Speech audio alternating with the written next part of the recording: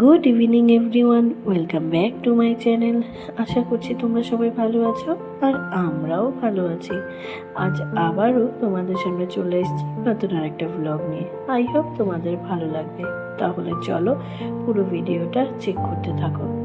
বন্ধুরা, আজ প্রায় 1 সপ্তাহ 10 দিন পর আরেকটা ব্লগ নিয়ে তোমাদের সামনে হাজির হয়েছি। আসলে এই ব্লগটা না আমি মিনি ব্লগ মানে শর্টস করব বলে শ্যুট করেছিলাম, তবে এতটা না মিনি ব্লগে দেওয়া যাচ্ছিল না, তাই ছোট করে একটা ব্লগ তোমাদের সাথে শেয়ার করে দিলাম। কেন এত লম্বা গ্যাপ নিয়েছি তোমাদের থেকে সেটা হয়তো আমার কমিউনিটি পোস্ট দেখে তোমরা বুঝতেই পেরেছো। আসলে এই ওয়েদারে না এতটা শরীর খারাপ হয়ে পড়েছে, আর আমার ভয়েস শুনে তোমরা হয়তো এখনও বুঝতে পারছো আমি এখনও সুস্থ হইনি। আর এই ব্লগটা না আমি শ্যুট করেছিলাম আমি যখন সুস্থ ছিলাম, তবে আমি সুস্থ থাকলেও সেই মুহূর্তে টুবু সুস্থ ছিল না। ওর না রাতে রাতে ভীষণ টেম্পারেচার বেড়ে যাচ্ছিল আর ভীষণ ছটফট করছিল।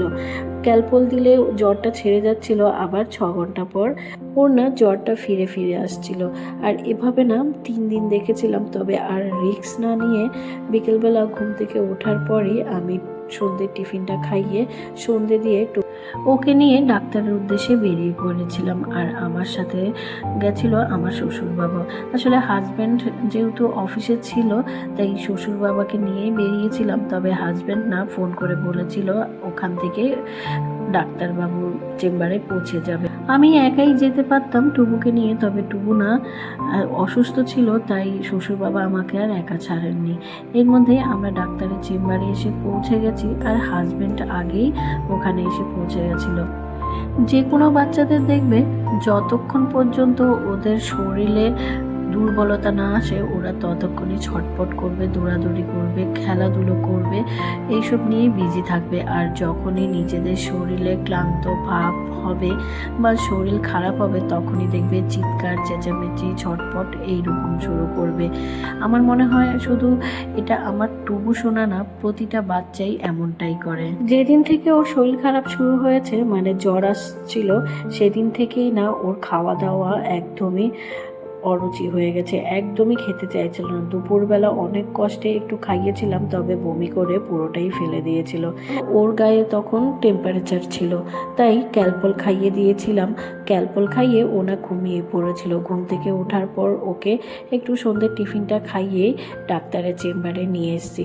আর দেখো যেই জ্বর ছেড়ে গেছে ওকে দেখে কে বলবে ও অসুস্থ, খাওয়া দাওয়া করে না বা শরীর উইক আছে। শুধু টুবু না, আমার মনে হয় প্রতিটা বাচ্চাই এমন করে।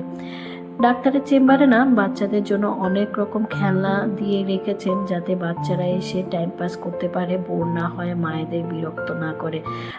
টুবুকে দেখে তোমরা বুঝতেই পারছো তার গায়ে তো এখন জ্বর নেই, তাই সে এখানে এত খেলনা পেয়ে ভীষণ এক্সাইটেড হয়ে পড়েছে।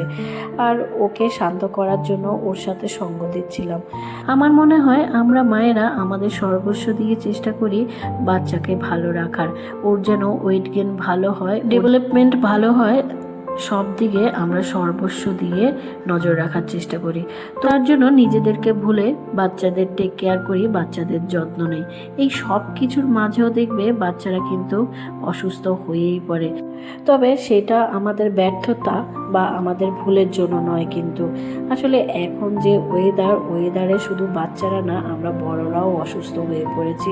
এর মধ্যে ওকে ডাক্তারের চেম্বারে নিয়ে এসেছিলাম, আর যেই ডাক্তারবাবুকে দেখেছে সেই কি চিৎকার! ও না ডাক্তারবাবুকে একদম চিহ্নিত করে রেখেছে।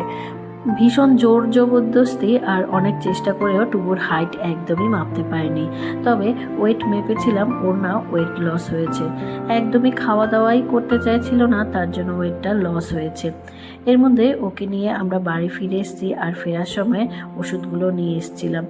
অ্যান্টিবায়োটিক দিয়েছে আর কিছু সিরাপ দিয়েছে, তো অ্যান্টিবায়োটিক না একটু মিক্সিংয়ের ব্যাপার ছিল, সেটাই করে নিচ্ছিলাম, খাওয়ার আগে দেওয়ার ছিল, তাই আমি ওষুধটা মিক্স করে ওকে খাওয়ানোর চেষ্টা করেছিলাম। এতটাই স্ট্রাগল করতে হয়েছে টুবুকে ওষুধ খাওয়াতে গিয়ে। ও না এই অ্যান্টিবায়োটিকগুলো একদমই খেতে চায় না, তাই ভীষণ জোর জবরদস্তি করে ওকে এই ওষুধটা খাওয়াতে হয়েছিল। এই ওষুধগুলো না 5 দিনের কোর্স ছিল, 5 দিনের কোর্স কমপ্লিট করার পর ওর জ্বরটা আর ফিরে আসেনি, তবে আমি অসুস্থ হয়ে পড়েছিলাম। আর আমি অসুস্থ হওয়ার পর না ছেলেটা আবারও অসুস্থ হয়ে পড়েছে। আসলে আমার ভীষণ সর্দি কাশি আর তার সাথে জ্বরও এসছে। আর আমার যেহেতু জ্বর এসছে, সর্দি কাশি হয়েছে, আর এইটা যেহেতু ভাইরাল ফিভার, তাই আমার থেকে না ছেলেটারও আবার সর্দি হয়েছে। ওর ভীষণ কফ জমে গেছে গলায়।